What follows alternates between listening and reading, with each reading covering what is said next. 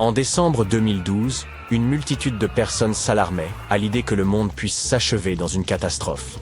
Cette peur était alimentée par le célèbre calendrier Maya. Ce système ancien de mesure du temps avait donné lieu à d'innombrables spéculations, mais l'un de ses mystères les plus intrigants restait sans doute le cycle de 819 jours présent dans certaines versions. Personne ne parvenait à en expliquer la présence ou le fonctionnement, jusqu'à ce qu'un groupe de chercheurs de Cambridge ait récemment révélé une hypothèse éclairante. Tout d'abord, comment le calendrier Maya fonctionne-t-il ? La méthode employée par cette civilisation pour décompter les jours repose sur ce que nous appelons aujourd'hui le tour du calendrier. Imaginez 3 mécanismes d'engrenage imbriqués, formant des cycles interdépendants. Le premier correspond à une année solaire de 365 jours, désignée par le terme Hab. Le second cycle se compose de 20 noms, tandis que le troisième est formé par une série de 13 chiffres, aboutissant à un calendrier sacré de 260 jours, appelé Tzolk'in. De manière comparable à notre façon de désigner une date comme le 25 décembre 2025, les Mayas nommaient leurs jours en fonction de l'alignement des 3 cycles. Par exemple, un jour pouvait être identifié comme 3 Maniques et 14 Pop. Il faut un cycle complet de 52 ans pour que ces 3 systèmes se synchronisent à nouveau. Après quoi, les jours recommencent à se répéter. C'est ici que les choses se complexifient davantage. Certains monuments mayas comportent des inscriptions énigmatiques mentionnant un autre cycle, le fameux compte de 819 jours. On en dénombre environ une vingtaine d'exemples, principalement découverts à des endroits tels que Palenque et Yaxchilan, au Mexique. Ces inscriptions, loin d'être anodines, suggèrent que ce calendrier renferme un secret d'importance. Les premières études ont révélé que le cycle de 819 jours était associé à 4 couleurs et aux points cardinaux qui leur correspondaient. Le noir pour l'ouest, le rouge pour l'est, le blanc pour le nord et le jaune pour le sud. Les chercheurs ont également établi que cette période de temps pouvait être subdivisée en 3 cycles distincts. Un de 9 jours, un de 7 jours et un de 13 jours. En les multipliant, on obtient 819 jours. Intriguant, certes, mais pourquoi une telle structure ? Ce système de couleurs associé aux 3 cycles semblait n'être qu'une interprétation superficielle, et les spécialistes étaient persuadés que son véritable sens nous échappait encore. Une autre observation notable des chercheurs concernait la manière dont ce curieux décompte des jours était souvent représenté. Un glyphe en forme de hydraque, accompagné d'un nombre, était utilisé, mais dans certains cas, un glyphe symbolisant Kawil y était ajouté. Cette puissante divinité maya, fréquemment associée à la création et à la foudre, était traditionnellement représentée avec une torche émergeant de son front, symbolisant l'étincelle vitale. Dans les années 90, une étude a avancé une hypothèse intrigante. Lorsque l'iconographie de Kawil montrait des émanations de fumée et de feu depuis son front, elle pourrait représenter les planètes Jupiter ou Saturne, voire les deux simultanément. Cela suggérait que le compte de 819 jours pouvait être d'une certaine façon relié à ces astres. Les recherches se sont alors orientées vers la compréhension de cette connexion potentielle. La première hypothèse formulée était que ce calendrier avait pu servir aux Mayas pour suivre les mouvements de Jupiter et Saturne. Les chercheurs ont ensuite relevé une particularité fascinante. Ces cycles semblaient correspondre aux périodes synodiques de ces planètes. Par période synodique, on entend la durée nécessaire à un corps céleste, tel qu'une planète, pour retrouver une position similaire, ou presque, vue depuis la Terre. Cependant, malgré l'intérêt de cette théorie, certains aspects restaient incohérents. Chaque planète suit une trajectoire bien spécifique, et tenter d'intégrer plusieurs d'entre elles dans une période de 819 jours posait problème. En clair, ce système calendérique en 4 parties, assorti de son code de couleurs, s'avérait trop limité pour coïncider parfaitement avec les périodes synodiques des planètes visibles. Il semble donc que nous soyons revenus à la case départ. Ce mystère a déconcerté les spécialistes pendant des décennies, jusqu'à ce qu'en 2023, une nouvelle approche vienne tout remettre en question. Les chercheurs ont compris qu'ils devaient changer de perspective. Au lieu de considérer ces 819 jours comme une unité fixe de temps, Ils devaient envisager ce nombre comme une série de chronologies. Ainsi, cette période ne serait qu'un fragment d'un calendrier infiniment plus vaste. Comme évoqué précédemment, ce cycle semblait être conçu pour suivre la période où une planète devenait visible depuis la Terre. Pour démontrer que ces 819 cycles représentaient des chronologies et non des jours à proprement parler, les chercheurs avaient besoin d'une planète qui pourrait servir de point de référence afin de confirmer leur hypothèse. Dans ce cas, la planète clé était Mercure, et cela pour une raison assez évidente. La période synodique de Mercure est de 117 jours, ce qui s'intègre parfaitement dans le calcul du calendrier. Si l'on divise 819 par 117, on obtient 7, un nombre entier. Mercure est ainsi la seule planète visible dont le cycle synodique corresponde parfaitement à cette période en chiffres ronds. Une fois ce point de départ solide établi, il restait à élargir le calendrier. En étendant sa durée à 20 périodes de 819 jours, un schéma cohérent a commencé à apparaître. Et, comme par magie, tous les cycles synodiques des planètes venaient s'intégrer parfaitement dans ce système. Par exemple, la période synodique de Saturne, qui est de 378 jours, s'aligne parfaitement après 6 cycles de 819 jours. Vénus, quant à elle, s'aligne tous les 5 cycles, Jupiter tous les 19 cycles, et Mars, nécessitant la plus longue période, s'ajuste tous les 20 cycles. En résumé, il faut environ 45 ans pour que Mars s'aligne avec les périodes synodiques de toutes les planètes visibles. C'est ainsi que les chercheurs ont conclu que cette ancienne civilisation ne faisait pas référence à des jours, mais à des chronologies. Les astronomes mayas avaient conçu ce décompte comme une composante d'un système calendaire plus complexe, comprenant 20 périodes. Cela soulève néanmoins une question. Pourquoi l'étude des périodes synodiques était-elle si cruciale pour les Mayas? Nous ne disposons pas encore de réponses détaillées sur ce calendrier énigmatique. Mais il est certain que les Mayas accordèrent une grande importance à l'influence du cosmos sur leur vie quotidienne. Ils cherchèrent peut-être à comprendre comment les mouvements des planètes visibles s'harmonisaient avec leurs autres systèmes calendaires. Ce système n'est toutefois qu'une facette de l'extraordinaire compréhension astrologique des Mayas. Leur savoir allait bien au-delà de l'utilisation des cycles astrologiques pour l'agriculture. Ils possédaient également des connaissances d'une précision remarquable, comme celle de prédire les éclipses solaires. Les archéologues estiment que le lien entre les Mayas et les étoiles se manifeste dans les vestiges de leur civilisation. Un exemple célèbre se trouve dans la pyramide de Chichén Itzá, située dans la péninsule mexicaine du Yucatan. À la base de son escalier, on peut observer une tête de serpent sculptée dans la pierre. Mais le détail le plus fascinant se produit lors des équinoxes de printemps et d'automne, lorsque le jour et la nuit ont une durée égale. À ces moments précis, le soleil projette des ombres triangulaires sur l'escalier, donnant l'illusion d'un serpent ondulant le long des marches. Un autre exemple de l'intégration de leurs connaissances astronomiques se trouve à Tikal, au Guatemala. Cette pyramide, construite aux alentours de l'an 1 après Jésus-Christ, est considérée comme l'un des premiers complexes astronomiques des Mayas. Grâce à son orientation et son alignement minutieux, elle leur permettait de suivre et de calculer avec une grande précision les solstices et les équinoxes. Les Mayas étaient de chevronnés observateurs du ciel. De même que nous disposons aujourd'hui d'observatoires modernes dotés de dômes, ils avaient leur propre équivalent. C'est ainsi qu'on découvre El Caracol, dont le nom signifiant escargot en espagnol, se réfère à l'escalier en colimaçon situé à l'intérieur de la tour. Érigé aux alentours de l'an 906, cet édifice offrait l'emplacement idéal pour scruter les moindres changements dans le ciel et suivre les mouvements du Soleil, de la Lune, des planètes et des étoiles. Contrairement à nous, avec nos télescopes, nos satellites et nos technologies de pointe, les Mayas s'appuyaient exclusivement sur l'observation à l'œil nu, ce qui rend leurs accomplissements d'autant plus impressionnants. Un jour, je parcourais la jungle, muni d'une carte mal dessinée sur un morceau de tissu. Après des jours de marche, j'atteignis un ancien temple maya. Dès que j'y entrais, un bruit étrange se fit entendre. Je me retournai pour partir, mais soudain, le sol se fissura sous mes pieds, et je tombai directement dans une tombe vieille de 1600 ans. Finalement, j'eus de la chance. Ce jour-là, je ressortis chargé des jades étincelants, de coquillages sculptés, et je trouvai aussi un masque effrayant. Sa malédiction me hante toujours aujourd'hui.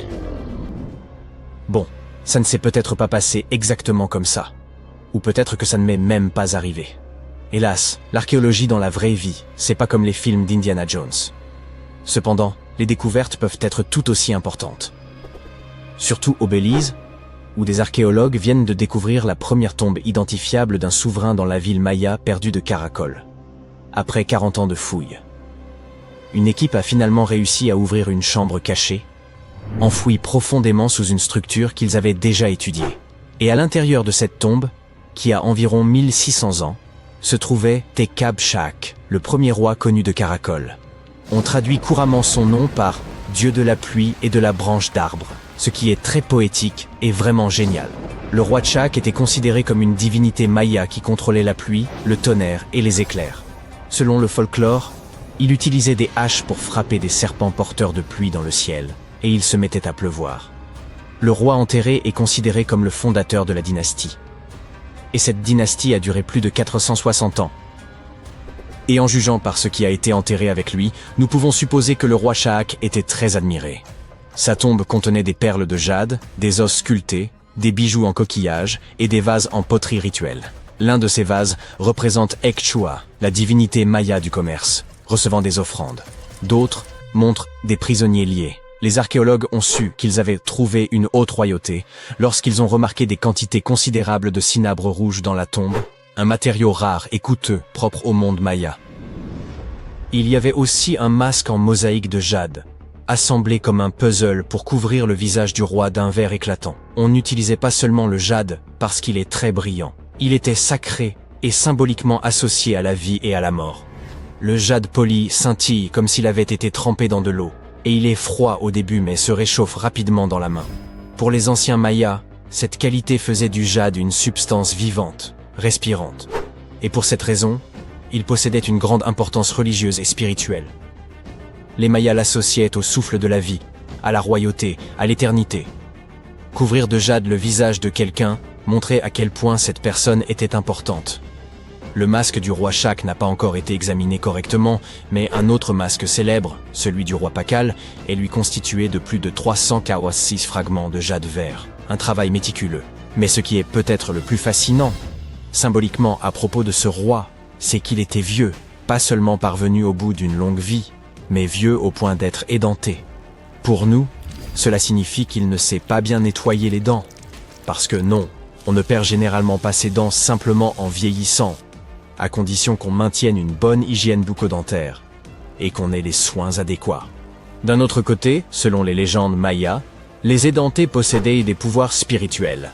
Les dirigeants et les chamans servaient d'intermédiaires entre les différents royaumes, et dans l'art, les divinités âgées ou du monde souterrain étaient souvent représentées sans dents. Et puisqu'on parle de monde, la cosmologie maya divisait l'univers en 3 couches.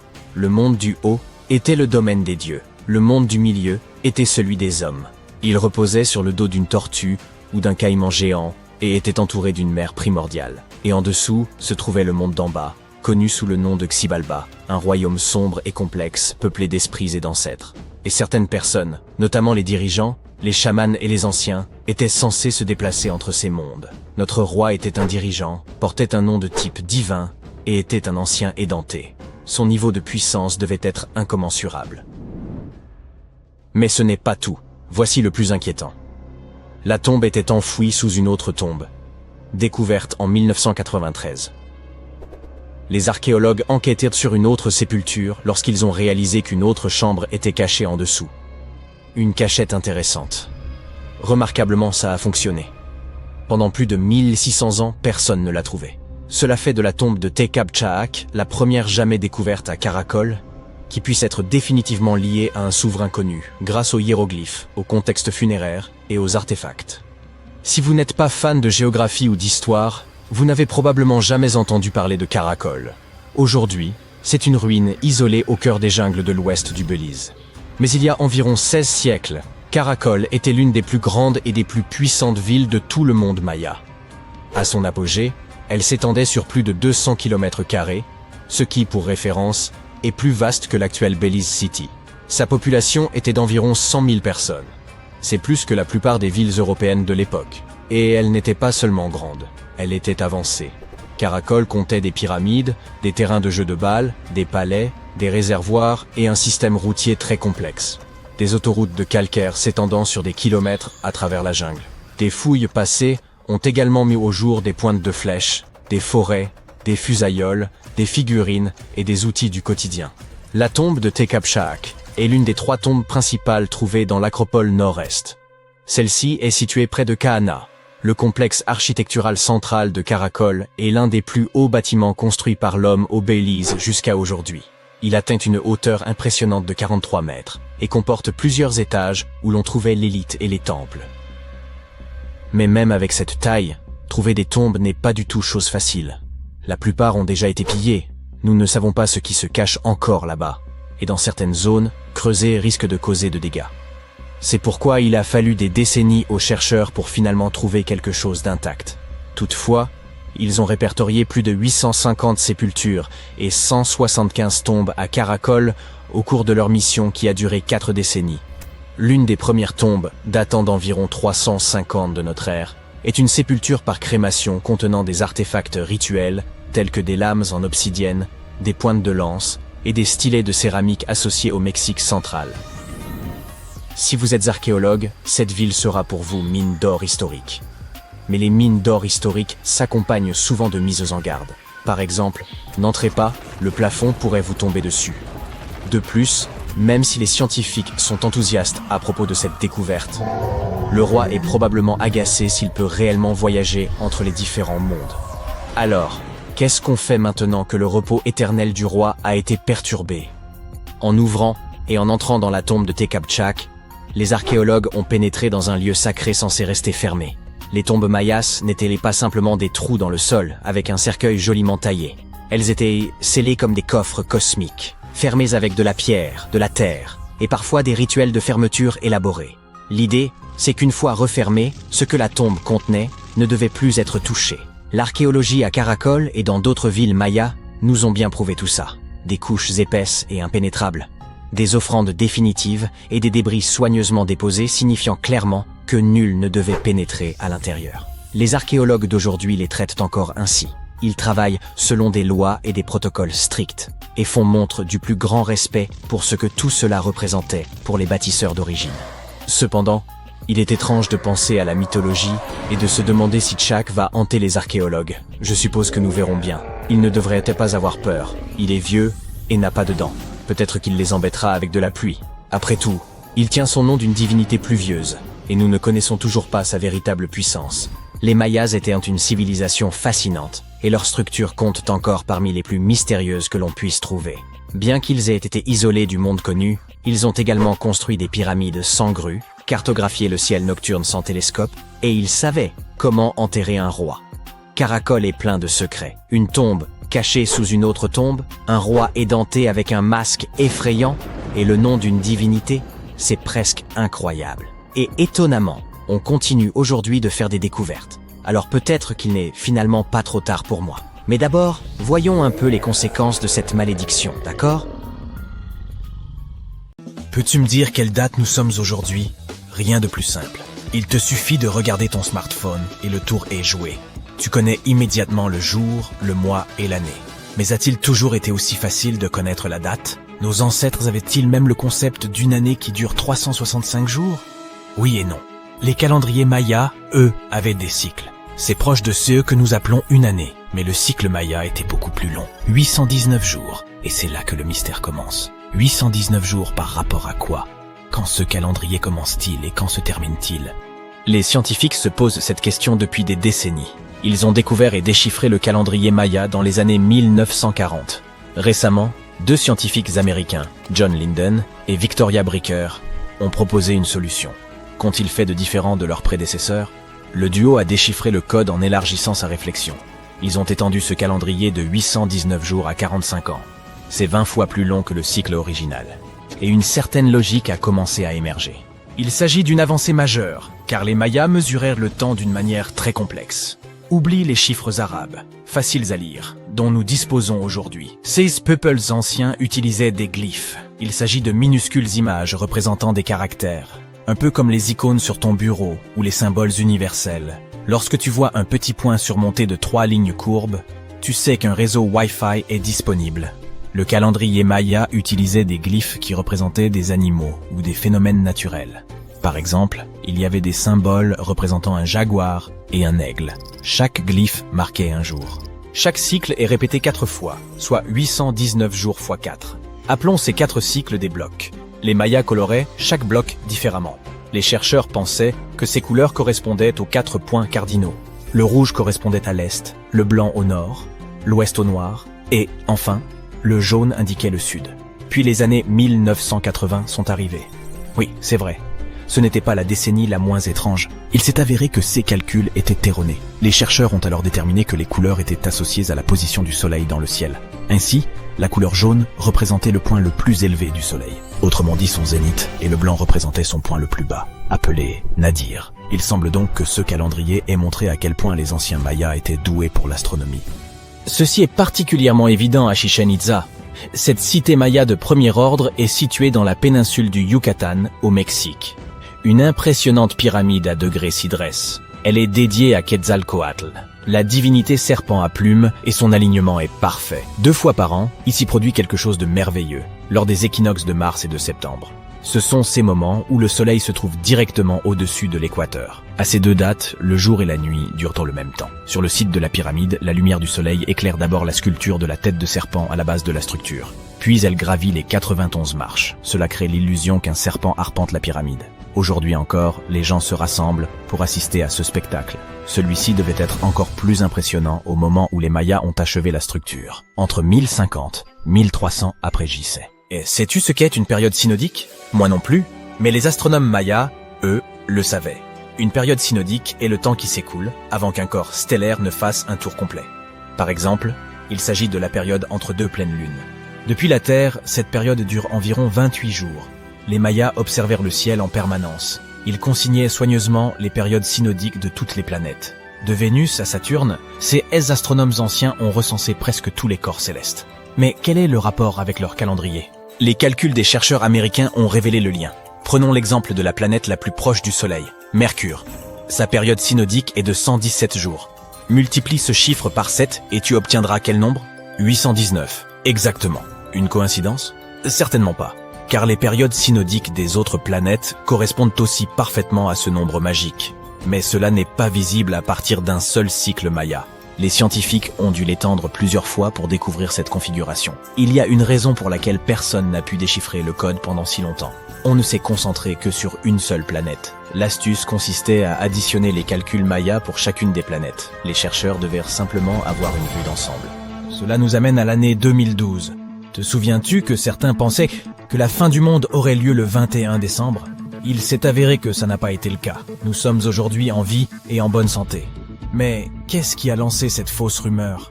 Le calendrier Maya, Pardi. 6 peuples anciens ont basé leur calendrier sur de longues périodes de toutes les planètes. Cela impliquait beaucoup de mathématiques compliquées et de multiplication. Cette date de 2012 correspondait simplement à la fin de leur cycle. C'est ce qu'on appelle le compte long, et cette période est l'équivalent de notre année grégorienne. Pour les Mayas, 2012 était un peu comme le 31 décembre pour nous. Il s'agissait simplement de la fin d'un cycle dans lequel ils mesuraient le temps. Il n'y a donc pas lieu de paniquer. Les fêtes de fin d'année sont peut-être un peu folles, mais le monde ne s'arrête pas le 1er janvier. Les Mayas ne se contentaient pas d'étirer leur calendrier. On parle bien, là, du fameux caoutchouc. Oui, tu as bien entendu. Ces peuples anciens s'étaient capables de concevoir différentes qualités de caoutchouc 3000 ans avant que le célèbre américain Charles Gould ne le fasse. Ils extrayèrent le latex naturel de l'EVA. Il s'agit d'une substance laiteuse, qui peut être transformée en caoutchouc naturel. Et ils n'étaient pas les seuls à le faire. Les chercheurs ont trouvé des preuves que leurs voisins aztèques et olmèques faisaient de même.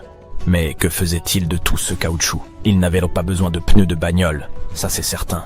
Mais c'est toujours cool d'avoir une belle paire de sandales pour la plage. Les conquistadors espagnols ont écrit au sujet des chaussures à semelles en caoutchouc que portaient les indigènes. Malheureusement, les archéologues n'en ont toujours pas retrouvé. Ce serait pourtant un grand pas pour l'archéologie. Les Mayas jouèrent donc avec le caoutchouc, littéralement. Les chercheurs pensent ainsi qu'ils fabriquaient des balles en latex. 16 balles étaient particulièrement élastiques et leur taille variait de celle d'une balle de baseball à celle d'un ballon de foot. Le jeu de balle maya, ou pits comportait 2 arceaux. Tu penses sûrement au basketball, mais ce n'est pas tout à fait ça. Les arceaux étaient fixés sur des murs à 7 mètres de hauteur, comparé à la norme de la NBA, qui n'est que de 3 mètres. Et ces arceaux étaient inclinés sur le côté. L'histoire des Mayas a aussi un côté sucré. Ce peuple ancien appréciait le chocolat. En fait, le mot moderne de chocolat vient probablement du mot xocolatel, issu de leur propre langue. Celui-ci signifiait « eau amère ». D'accord, on comprend la partie amère, mais pourquoi de l'eau? Les Mayas ne produisaient pas de chocolat sous la forme que nous lui connaissons aujourd'hui. Ils ne fabriquaient pas de tablettes de chocolat, ils se contentaient de le boire. Ces fèves de cacao écrasées constituaient une excellente boisson. Les Mayas ont perfectionné le mélange au fil du temps et y ont même ajouté des épices. Quelqu'un veut-il d'une boisson chocolatée piquante avec de la bouillie de poivron et de la farine de maïs? Qui sait, cette boisson avait peut-être bon goût. Les fèves de cacao étaient sacrées et servaient également de monnaie d'échange. Les chercheurs pensent par ailleurs que toutes les classes sociales pouvaient en profiter. Aujourd'hui encore, l'idée d'un chocolat gratuit pour tous semble plutôt séduisant. Mais où les Mayas se procuraient-ils de l'eau potable pour leur boisson à base de cacao? Par le plus ancien système de filtration de l'hémisphère occidental. Il était basé sur l'action des éolites. Il s'agit de minéraux contenant des composés d'aluminium et de silicone. Et devine quoi? Les purificateurs d'air et d'eau modernes utilisent toujours ce même matériau. La technologie Maya l'emporte encore une fois. En Europe, Roger Bacon a mis au point un système de filtre à sable en 1627, quelques 1800 ans après les Mayas. Mais qu'en est-il des régions dépourvues de rivières, de lacs ou de sources? Les ingénieurs mayas avaient encore une fois tout compris. Il s'agissait d'exploiter l'eau de pluie. Ils creusaient de grands réservoirs dans la roche calcaire. Ensuite, imagine que tu as 15 ans et que tu en as assez de jouer à des jeux vidéo. À la place, pour passer le temps, tu décides d'accorder un peu d'attention à tes vieux hobbies.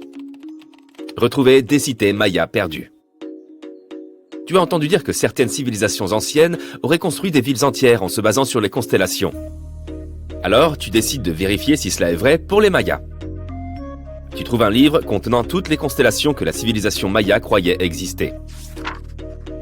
Tu ouvres Google Maps et tu cartographies toutes les anciennes villes mayas découvertes à ce jour. Tu commences à voir que ces informations correspondent réellement. Les plus grandes villes mayas anciennes correspondent aux étoiles les plus grandes et les plus brillantes des constellations mayas. Ok, ça devient intéressant. Tu as réussi à cartographier plus de 100 villes anciennes quand tu remarques soudain quelque chose d'étrange. Il y a une zone dans la péninsule du Yucatan au Mexique où les archéologues ont mis à jour 2 cités mayas. Mais sur la carte des constellations, il y a 3 étoiles. Cela pourrait-il signifier qu'il y a une ville perdue depuis longtemps qui attend d'être découverte? Tu pourrais trouver ça très naïf. Mais l'histoire est vraie. Elle est arrivée à un adolescent canadien nommé William Gadouri. Ce garçon est connu comme un génie des sciences et a même remporté un prix pour la théorie des constellations que nous venons de présenter. Lorsqu'il a remarqué qu'il manquait une 3e ville dans la 23e constellation qu'il examinait, il a commencé à parcourir Internet, à la recherche de photos satellites qui pourraient l'aider à résoudre ce mystère. Il a examiné des images de la NASA, de la JAXA, une société de satellites basée au Japon, et de Google Earth.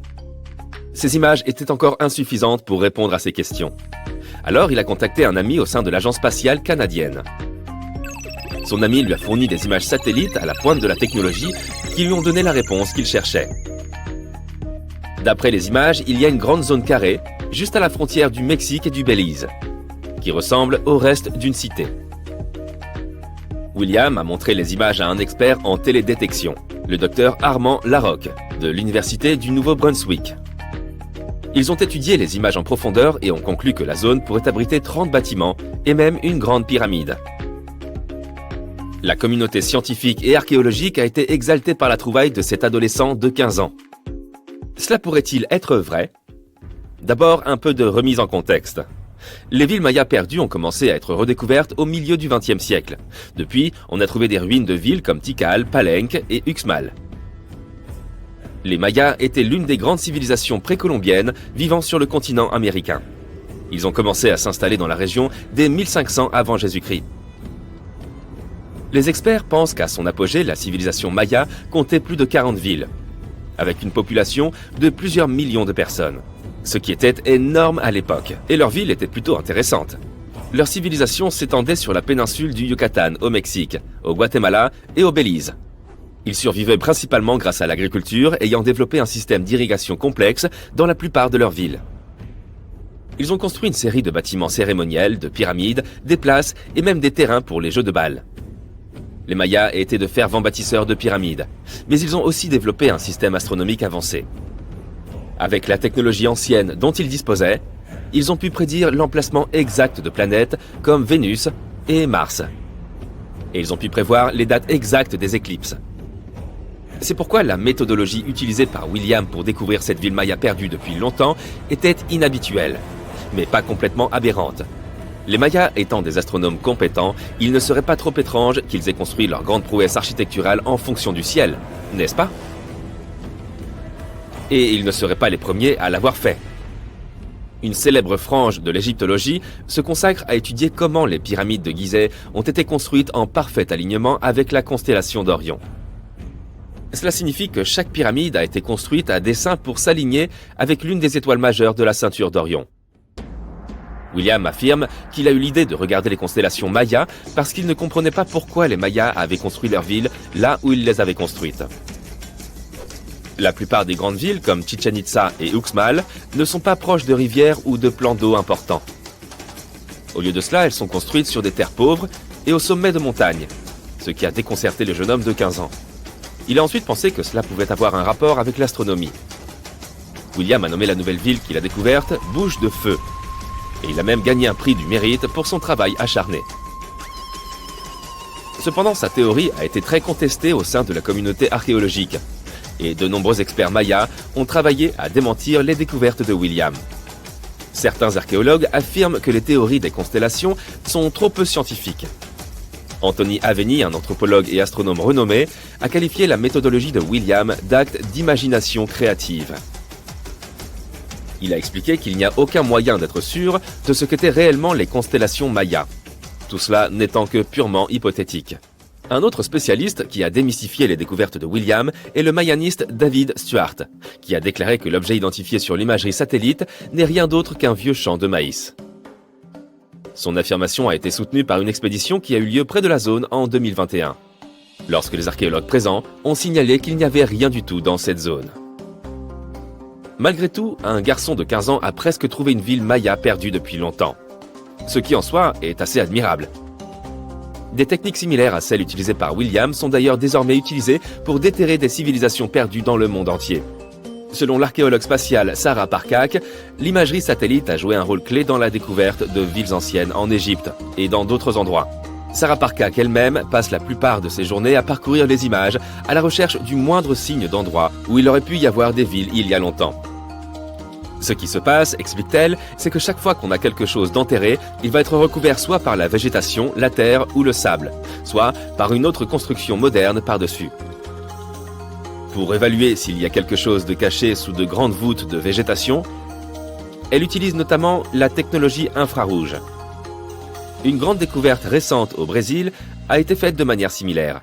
L'imagerie satellite a détecté un réseau de tranchées datant de l'an 200 à 1200 de notre ère.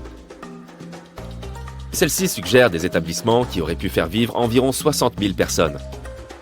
Dans ce cas, l'imagerie satellite correspondait bien à ce qui se trouvait au sol.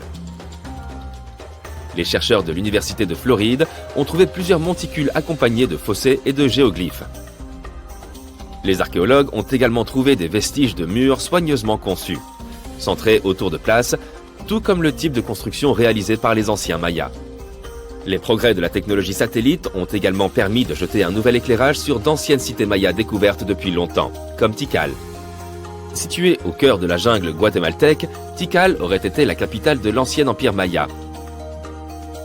À son apogée, elle était comparable en importance à des villes comme Londres ou New York dans le monde d'aujourd'hui.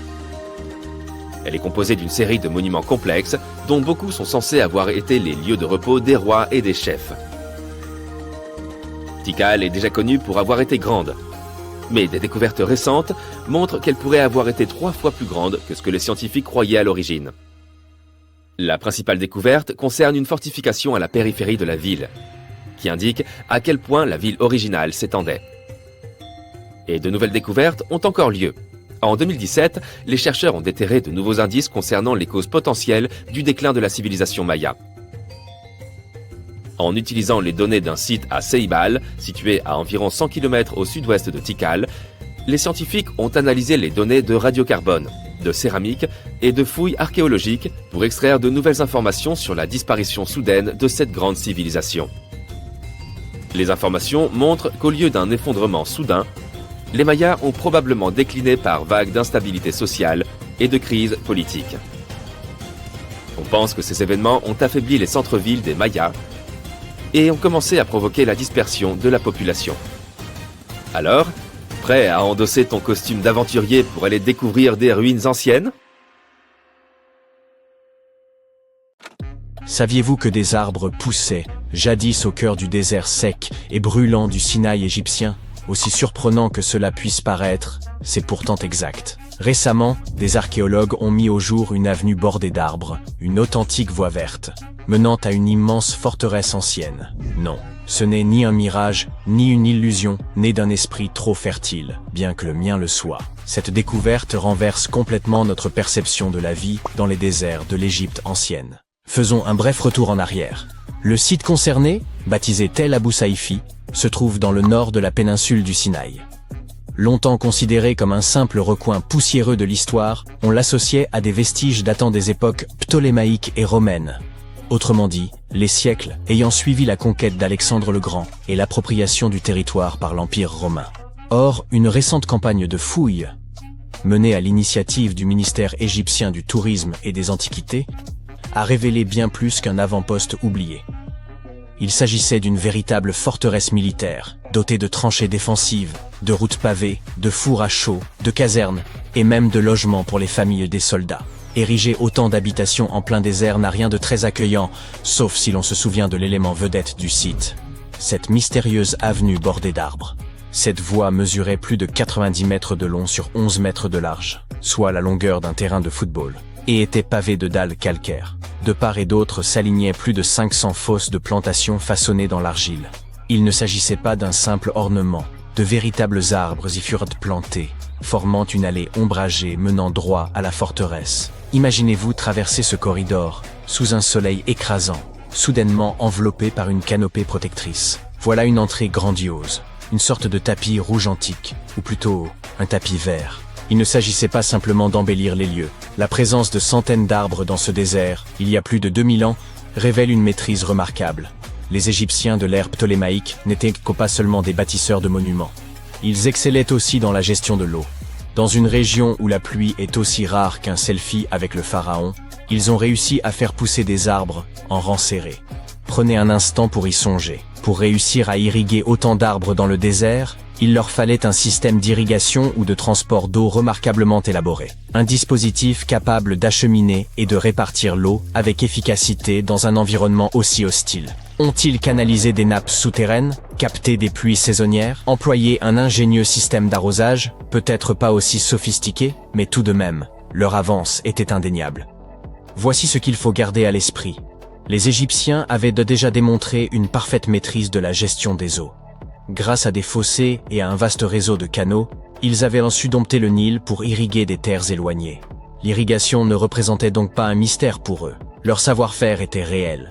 Et de surcroît, le climat du Sinaï, il y a 2 millénaires, fait encore débat. Nombreux sont ceux qui estiment que cette région était autrefois plus verdoyante. Il suffit d'observer ces montagnes abruptes et ces reliefs tourmentés, semblables à des sculptures façonnées par la puissance d'anciens cours d'eau, pour soupçonner que l'eau y jouait jadis un rôle bien plus considérable.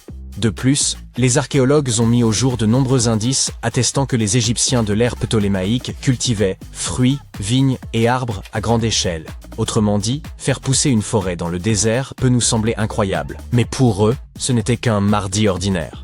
À présent, cette avenue verte pousse les archéologues à s'interroger. Et si des systèmes d'irrigation semblables avaient été employés ailleurs? Par exemple, pour acheminer les immenses blocs de pierre utilisés dans la construction des pyramides. Il existe déjà une théorie selon laquelle des rivières anciennes ou des canaux artificiels auraient facilité leur déplacement.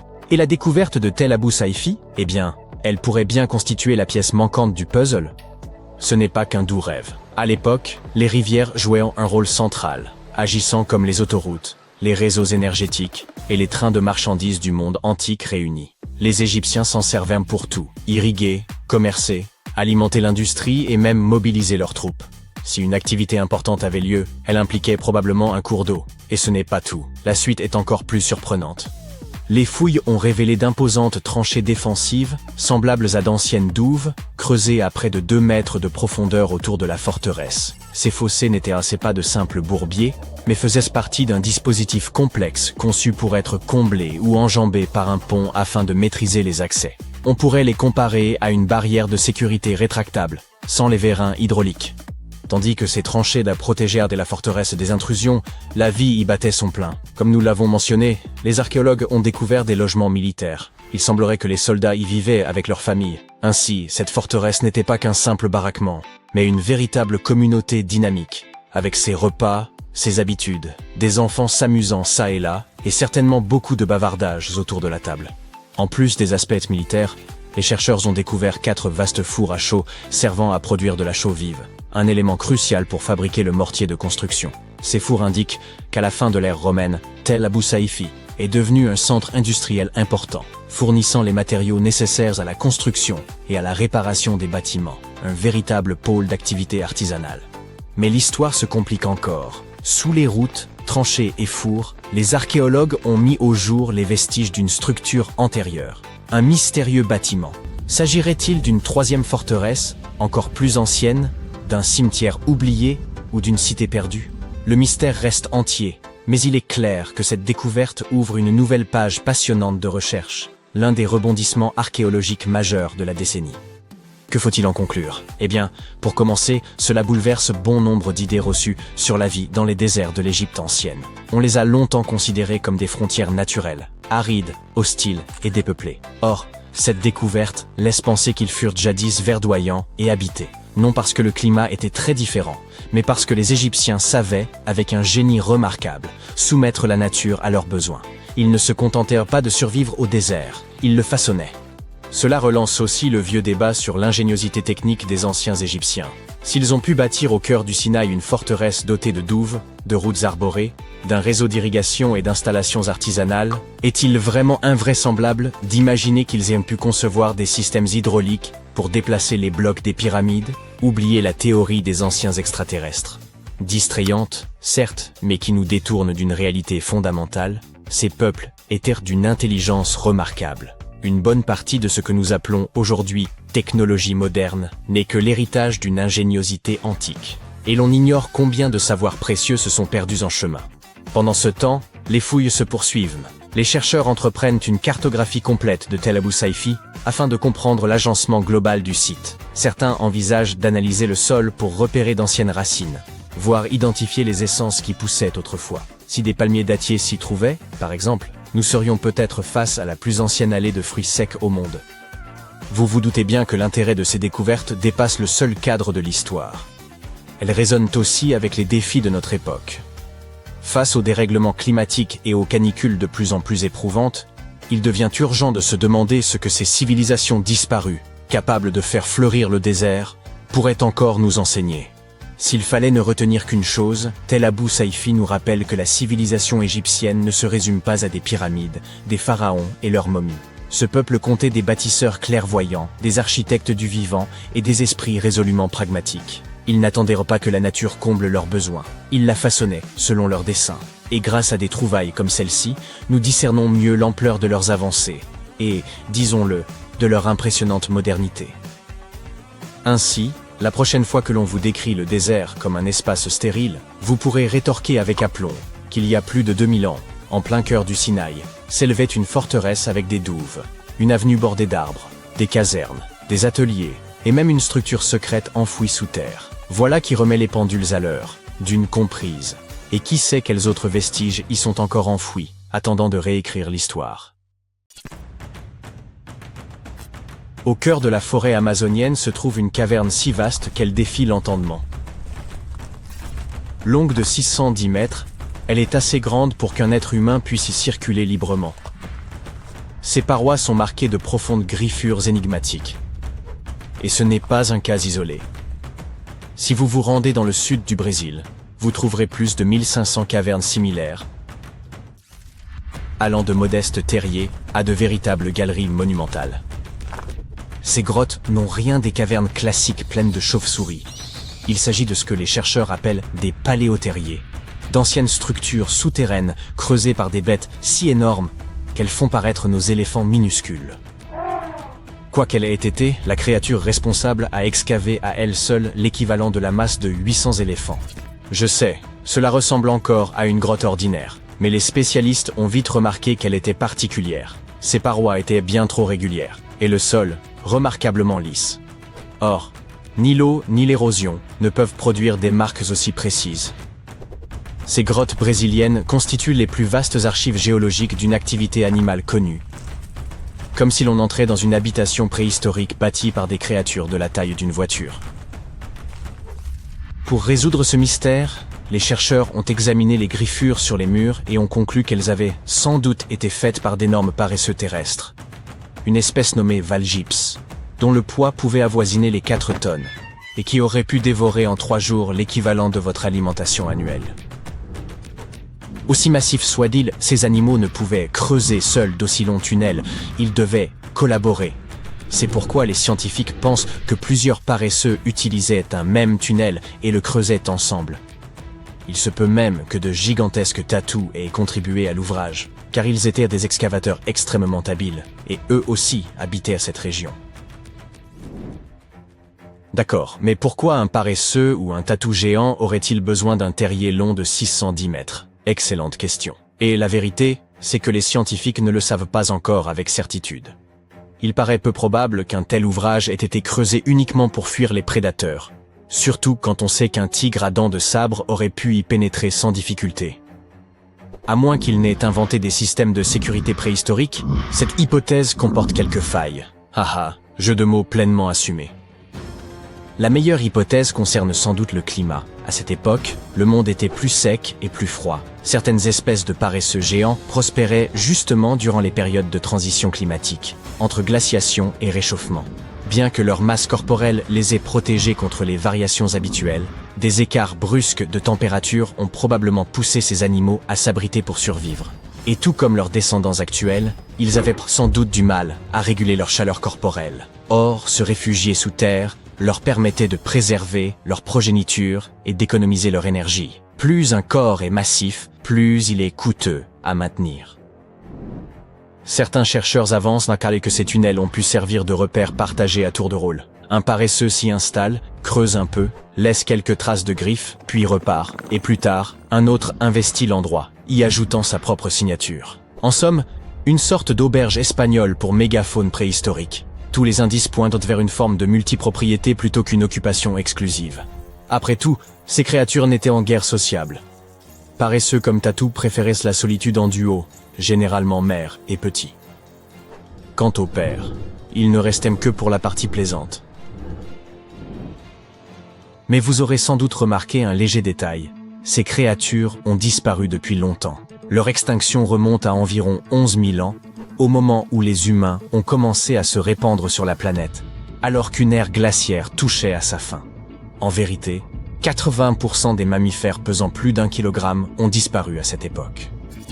Le premier coupable est bien sûr celui que l'on retrouve toujours sur le banc des accusés, l'être humain. Il y a environ 10 000 ans, une vague de chasseurs experts, munis d'outils distinctifs comme les pointes de lance, a traversé l'Amérique du Nord. La théorie veut que la faune locale n'ait pas su réagir face à ce nouveau prédateur, devenant ainsi une proie facile. Une fois les grands herbivores éliminés, les carnivores ont décliné à leur tour faute de nourriture. Et la chasse n'a pas été le seul facteur. Les premiers humains ont sans doute aussi perturbé les écosystèmes, rendant la vie encore plus difficile pour les grandes espèces. Mais attendez, il y a un autre suspect, le changement climatique. À peu près à la même époque, le climat terrestre a connu un bouleversement majeur. Il est passé d'un froid extrême à un froid plus modéré. Pour situer, la température moyenne avoisinait les 8 degrés Celsius, ce qui a entraîné des saisons instables et la disparition progressive de nombreuses plantes. Et lorsque la végétation décline, les grands herbivores, comme nos paresseux géants, se retrouvent privés de ressources, ce qui les fragilise davantage. De nombreux chercheurs estiment aujourd'hui que les activités humaines et les bouleversements climatiques ont tous deux contribué à l'extinction, mais selon des modalités différentes suivant les régions. Ici, l'homme aurait rompu l'équilibre. Ailleurs, la nature seule aurait mené l'œuvre à son terme. Quoi Quoi qu'il en soit, cette conjonction fatale a scellé la fin des géants. Il s'avère qu'une taille colossale n'est pas toujours un avantage. Les grands animaux vivent plus longtemps et se reproduisent lentement, ce qui les rend extrêmement vulnérables lors des catastrophes. Et leur rétablissement est d'une lenteur dramatique. Après la disparition des dinosaures, par exemple, il a fallu près de 15 millions d'années avant que de nouveaux méga-mammifères n'émergent à leur tour. La dernière extinction majeure remonte à environ 12 000 ans. Une durée bien trop courte pour permettre l'évolution de nouvelles créatures massives. Les plus grands animaux terrestres d'aujourd'hui, comme les éléphants, les rhinocéros ou les bisons, ne sont pas de jeunes espèces. Ce sont les survivants aguerris d'un ancien cataclysme. Et nous partageons encore la planète avec le rorqual bleu, le plus grand mammifère ayant jamais existé.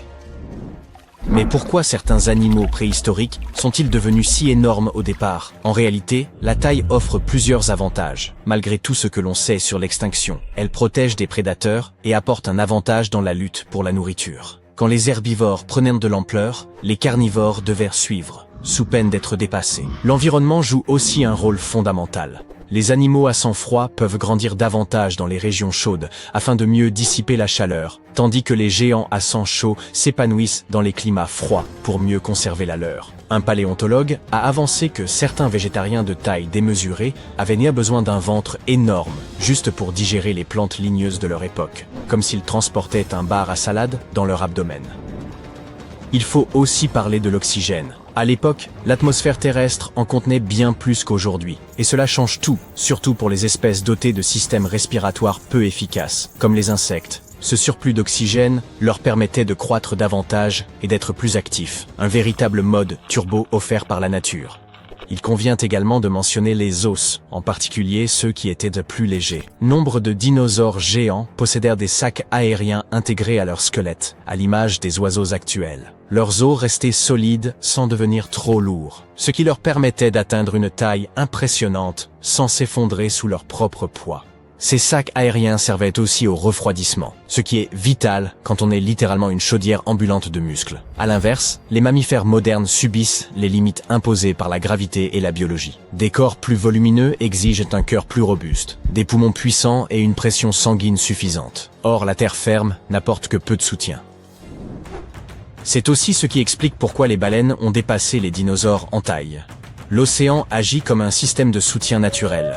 Grâce à la flottabilité, leur masse est portée, ce qui permet au rorqual bleu d'atteindre une masse impressionnante de 150 000 kg, sans finir aplati. Sur la terre ferme, une telle corpulence poserait de graves problèmes physiologiques. Ainsi, les anciens géants n'étaient nés pas de simples bizarreries de la nature, mais le fruit d'un équilibre précis entre air, nourriture, environnement et lois physiques travaillant de concert.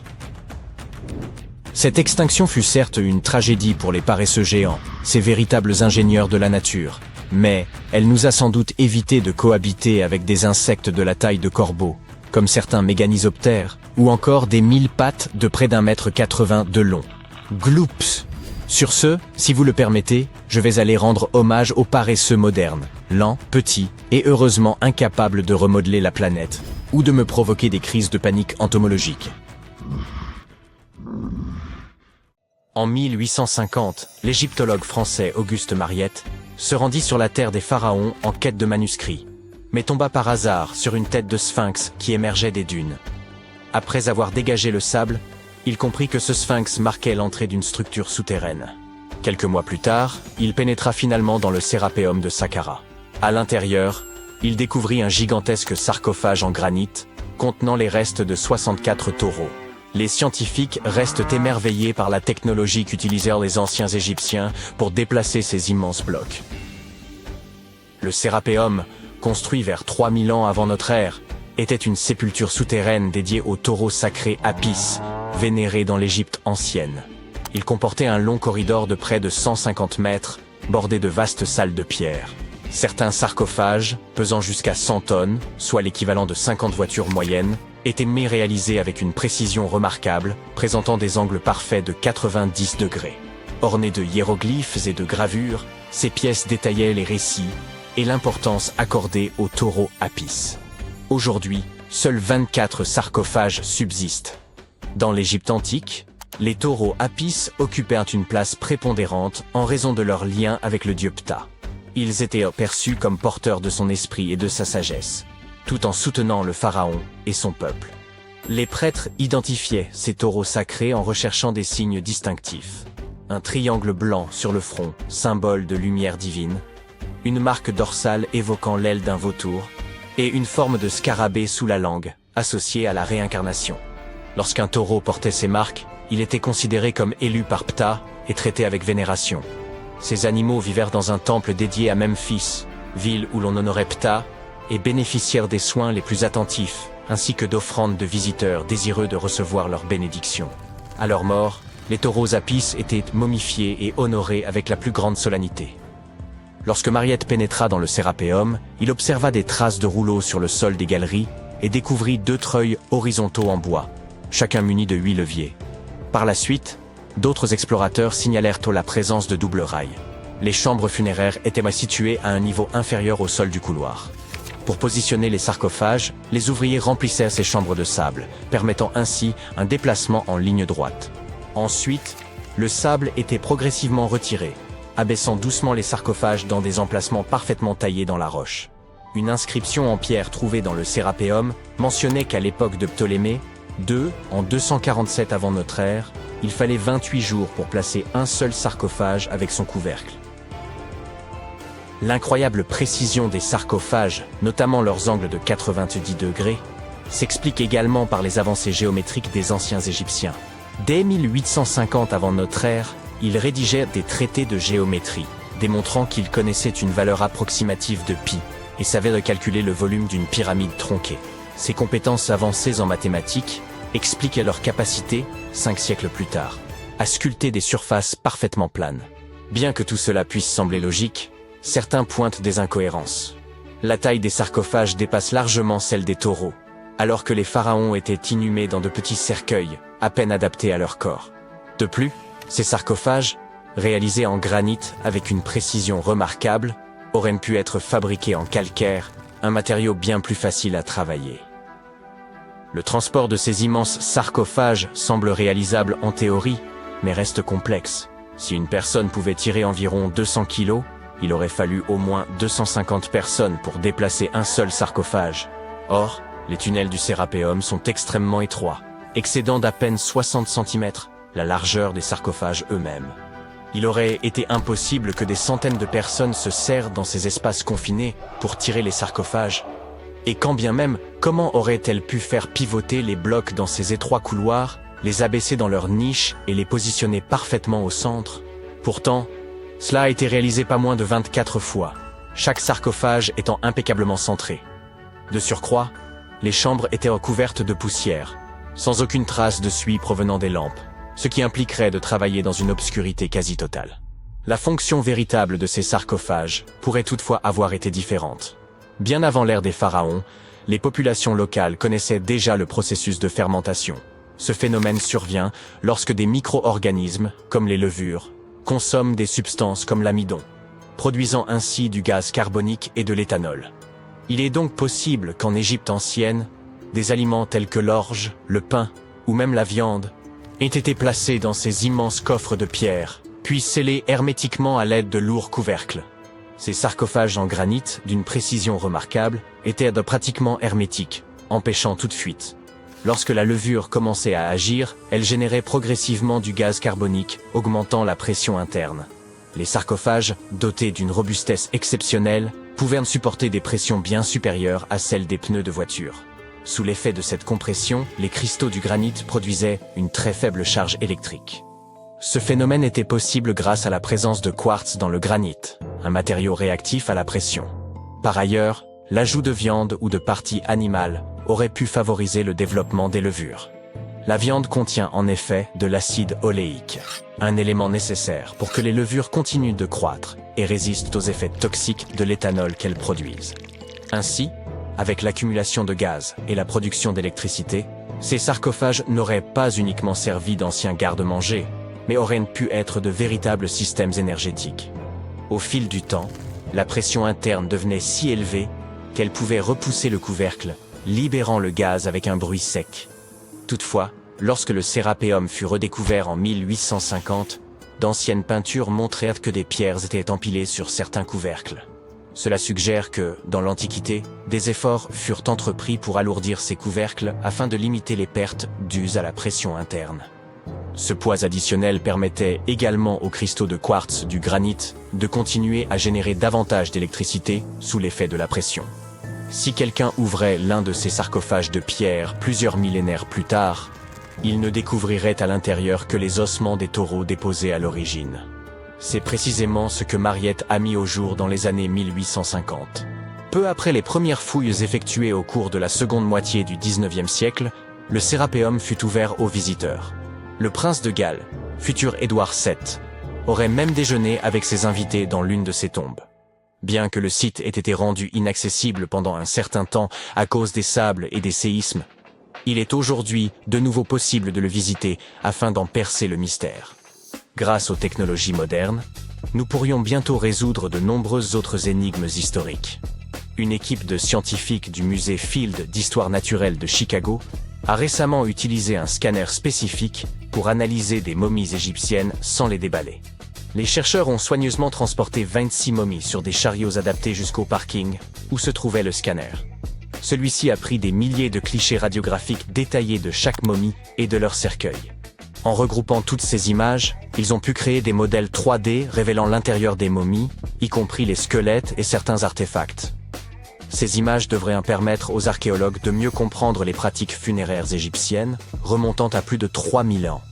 Bien que la phase de numérisation ait été réalisée en seulement 4 jours, l'analyse complète des données pourrait prendre jusqu'à 3 ans. Les chercheurs ont néanmoins déjà pu découvrir quelques détails personnels sur certaines momies.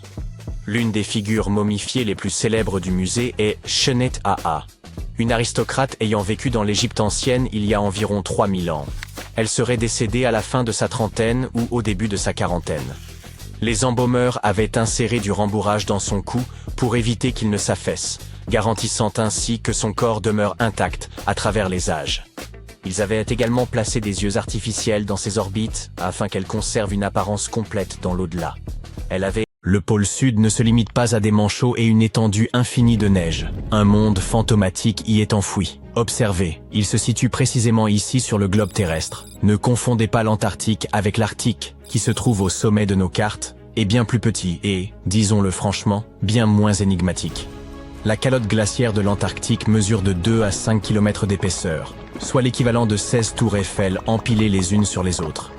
Cette immense couche de glace masque les véritables reliefs et contours du sol antarctique. Nos connaissances sur ce continent mystérieux demeurent limitées, en grande partie à cause de l'omniprésence de la glace et de la neige. Nous ignorons encore la forme exacte et les dimensions précises de cette terre. Cartographier l'Antarctique sans outils titanesques est une tâche d'une complexité extrême. Les satellites, toutefois, ont appris à pénétrer la glace grâce à leurs caméras de pointe. Aujourd'hui, nous savons qu'un paysage ancien, colossal et spectaculaire repose sous cette neige, une sorte de fantôme du passé. Il y a environ 90 millions d'années, l'Antarctique était un lieu bien plus chaud. Ce territoire abritait une forêt tropicale luxuriante, riche en espèces végétales et grouillante de vie. Des rivières y coulaient, dessinant un paysage foisonnant. Puis la glace a tout recouvert. Ce bouleversement a eu lieu il y a environ 34 millions d'années, lors de la transition de l'Éocène à l'Oligocène, une période marquée par un refroidissement significatif de notre planète. C'était le début de l'une des nombreuses ères glaciaires. La Terre subsista, mais fut ensevelie sous une couche de glace et de neige de plus en plus épaisse. Pour l'œil non averti, l'Antarctique est devenu un désert blanc, vaste, uniforme et dépourvu de relief. Les millénaires passèrent, et l'épaisse calotte glaciaire continua de se mouvoir, polissant et transformant le sol. Au fil de millions d'années, elle modifia l'apparence du continent. Aujourd'hui, si l'on examinait le sous-sol, il ne subsisterait pratiquement aucun vestige du pôle sud originel, à une exception près. Dans les régions où la glace est exceptionnellement épaisse et presque immobile, comme en Antarctique orientale, elle joue un rôle inverse. Elle agit comme une couverture particulièrement dense qui protège le sol. En temps normal, des facteurs tels que le vent ou la pluie érodent progressivement le sol, modifiant ainsi sa forme au fil des siècles. Cependant, grâce à cette couche de glace protectrice, ces processus naturels ne parviennent pas à atteindre les strates sous-jacentes. Ainsi, le sol est demeuré presque intact pendant des millions d'années, comme s'il avait été figé dans le temps.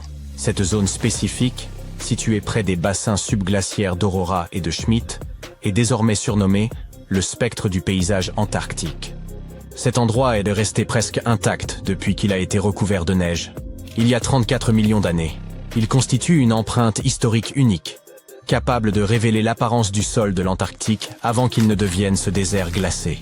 Lorsque les scientifiques ont exploré l'Antarctique oriental, ils ont mis en évidence un fantôme fascinant. Des traces de rivières anciennes, diverses vallées, de petites îles énigmatiques, ainsi que 3 vastes formations terrestres en forme de U. Mais que signifient-elles exactement? Comme vous le savez, les continents de notre planète sont en mouvement constant, glissant sur un manteau de lave en fusion, comme des céréales dans un bol de lait. Au fil des époques géologiques, ils se sont rassemblés et séparés à maintes reprises. Il y a plusieurs centaines de millions d'années, un supercontinent nommé Gondwana réunissait plusieurs terres, dont l'Antarctique, qui formait alors une masse unique. Cependant, lorsque le Gondwana s'est fracturé, l'Antarctique a été soumis à de puissantes forces tectoniques. Des fragments de son territoire ont été arrachés les uns des autres et dispersés. C'est ainsi que se sont formés ces grands blocs de terre dissimulés sous l'épaisse couche de glace. Aujourd'hui, les scientifiques souhaitent approfondir l'étude de ce fantôme.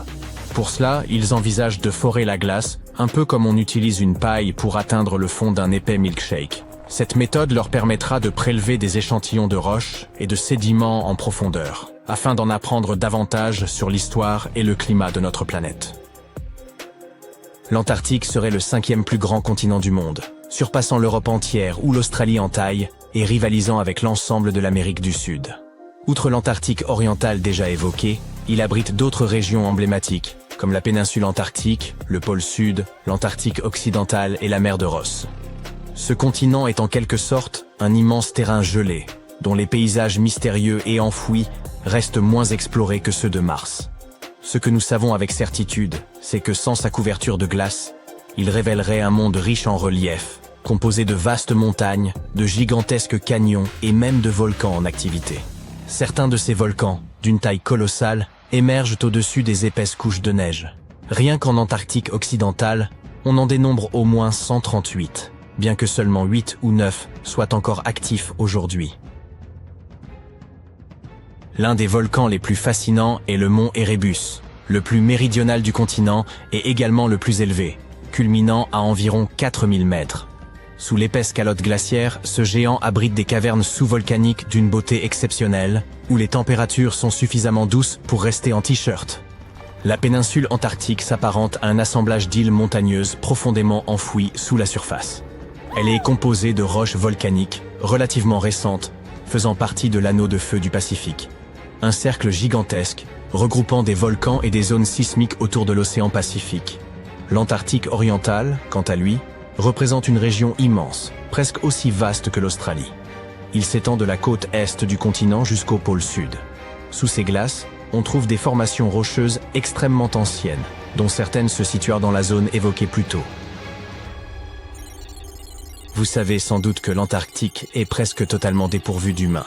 Rien d'étonnant à cela, au regard de la température moyenne avoisinant les moins 43 degrés Celsius.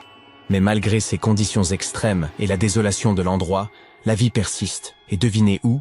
Dans les profondeurs de la Terre.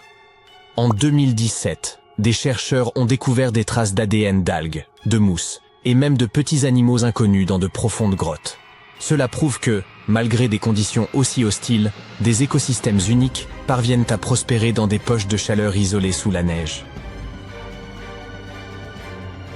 Une autre découverte incroyable a eu lieu sous la plateforme de glace de Ross, un écosystème florissant au sein d'une rivière souterraine. Les scientifiques soupçonnaient depuis longtemps que des lacs et rivières d'eau douce pouvaient exister dans le sous-sol antarctique. Un jour, un satellite a détecté une faille, et après avoir décidé de l'explorer, ils ont utilisé une foreuse alimentée par de l'eau chaude pour fondre la glace et s'y engouffrer. À leur arrivée dans ces profondeurs, ils ont plongé une caméra dans l'une de ces rivières cachées.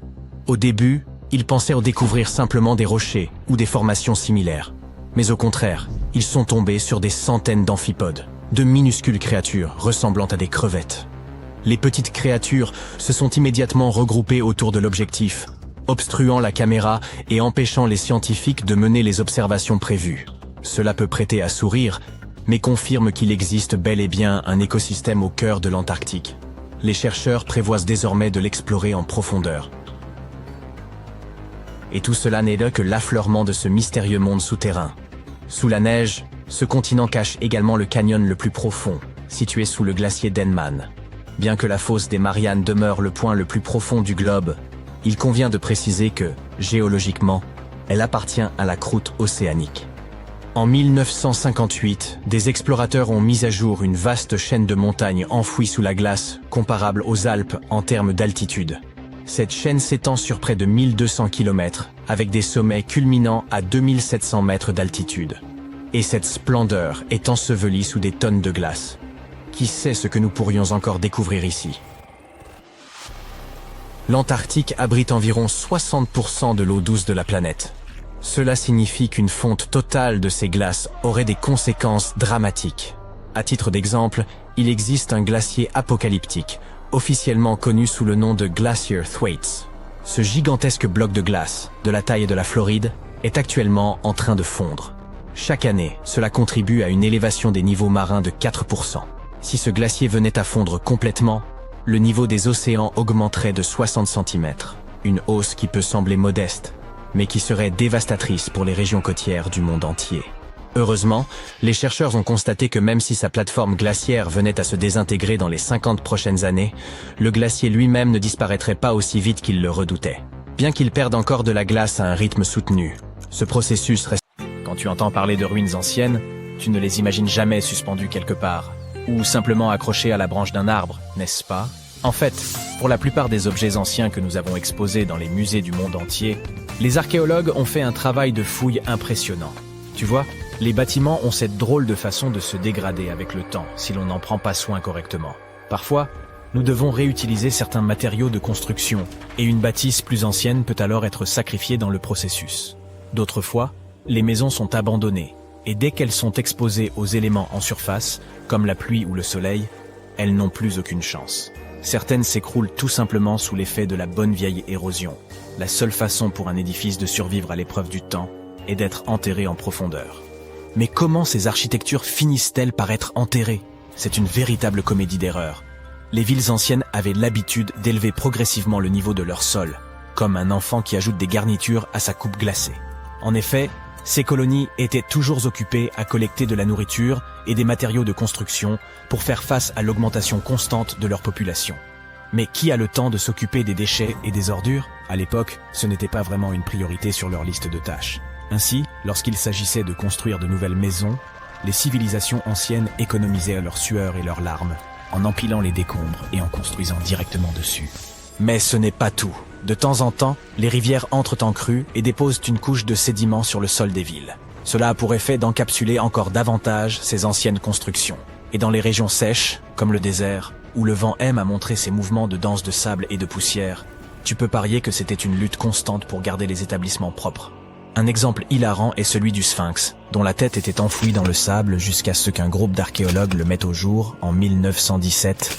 Certaines villes anciennes ont fini par être recouvertes parce qu'elles étaient complètement abandonnées. Avec moins d'activité humaine pour contrôler leur expansion, les graines de plantes n'ont pas pu résister à l'opportunité et ont germé un peu partout. Elles ont absorbé le dioxyde de carbone de l'air et se sont développées, ajoutant de plus en plus de volume au sol. Scieuses racines effrontées ont même décidé de stabiliser le sol constitué de matière végétale en décomposition, créant ainsi plusieurs couches de terre. C'est comme si Mère Nature s'était lancée dans un ultime projet de bricolage, avec les plantes comme fidèles auxiliaires. Fouiller dans les secrets des civilisations anciennes, ce n'est pas seulement déterrer un monde perdu, c'est aussi une quête épique pour révéler les trésors cachés sous les couches de l'histoire. Mais comment les archéologues savent-ils d'abord où creuser? Si tout est recouvert de multiples couches de sédiments, de débris et de racines de plantes, ils doivent avoir une sorte de système auquel ils se fient avant de se lancer dans un nouveau projet, n'est-ce pas? Tout d'abord, ce ne sont pas toujours eux qui suggèrent des fouilles archéologiques à tel ou tel endroit. Je m'explique. Supposons que tu sois un entrepreneur et que tu souhaites construire un nouveau complexe d'appartements luxueux dans ta ville. Cependant, certaines législations locales imposent des exigences avant que ton projet ne puisse démarrer.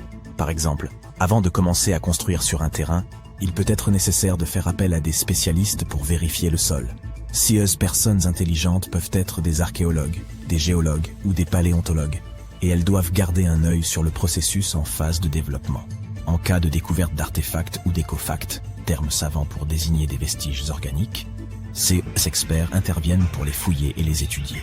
Mais qu'en est-il des sites qui n'ont rien à voir avec les bulldozers et les chapeaux jaunes?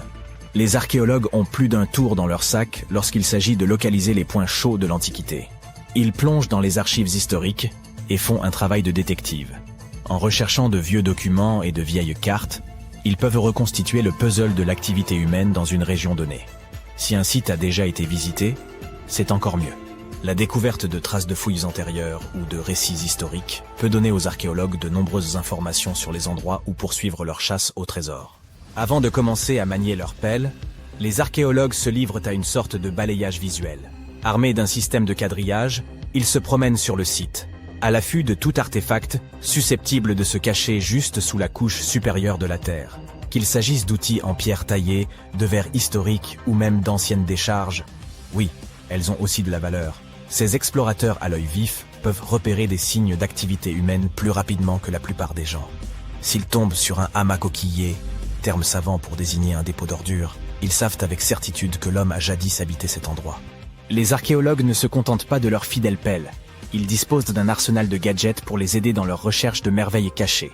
Les outils géophysiques sont en quelque sorte leurs armes secrètes. Prenons l'exemple du résistivimètre. Cet appareil astucieux mesure la composante électrique du sol et tout élément ou artefact enfoui. Un mur enterré, par exemple, produira une résistivité différente de celle du sol environnant. Les magnétomètres et les géoradars fonctionnent de la même manière, mettant en évidence les indices potentiels de trésors anciens dans le sol. Et qui pourrait oublier notre vieil ami, le GPS? Il aide les archéologues à cartographier des emplacements précis, comme une carte au trésor high-tech les menant directement à leur peau d'or. Tu souhaites visiter virtuellement certains des sites archéologiques les plus importants du monde? Suis-moi. Au Royaume-Uni, par exemple, tu trouveras cet endroit intéressant appelé Stonehenge. C'est l'un des nombreux Henges répartis dans le pays, mais celui-ci est vraiment exceptionnel. Imagine cela. Des pierres anciennes et massives se dressent fièrement, disposées sous forme d'un anneau à l'extérieur et d'un fer à cheval à l'intérieur, avec quelques pierres plus petites pour faire bonne mesure. Et devine quoi?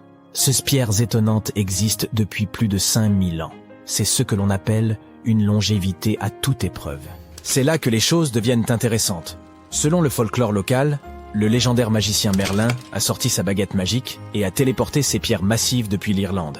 Apparemment, des géants les avaient assemblées là-bas, mais Merlin a décidé qu'elles seraient bien plus belles à leur nouvel emplacement. D'autres pensent qu'il s'agit simplement des ruines d'un ancien édifice spirituel romain. Ces structures étonnantes ont été construites par nos ancêtres de l'âge du bronze.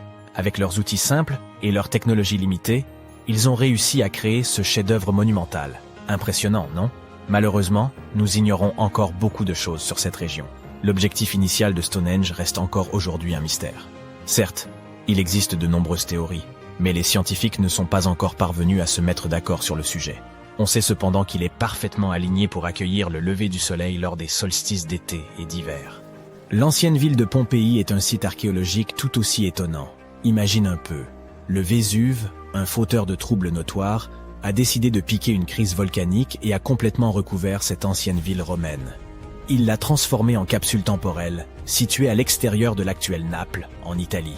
En 1748, une bande d'explorateurs aventureux est tombée sur Pompéi. Ils ont découvert alors un trésor de choses bien conservées. Des rues, des maisons, de la nourriture, probablement un peu périmée, des bijoux clinquants, des sculptures raffinées, des fresques colorées, des objets ménagers de tous les jours, et même des restes humains et animaux. C'était comme une fête archéologique épique. À première vue, Pompéi avait tout pour plaire. Des maisons et des villas de luxe, une immense arène de 20 000 places, de jolies petites boutiques d'artisans, des lieux de rencontre comme des tavernes, sans oublier les endroits coquins comme ces bains luxueux où l'on pouvait se faire dorloter intensément. Il y a aussi le sanctuaire d'Apollon, où les gens se réunissaient pour leur culte quotidien. Et bien sûr, le cœur animé de la ville, le forum de Pompéi, où tous les gens branchés avaient l'habitude de se retrouver. Et devine quoi? Pompéi est tellement cool qu'elle a été inscrite sur la liste du patrimoine mondial de l'UNESCO en 1977. C'est en quelque sorte le panthéon de l'histoire. Cette liste comprend également de nombreux autres bâtiments et sites célèbres, comme le Taj Mahal en Inde et l'Acropole d'Athènes en Grèce.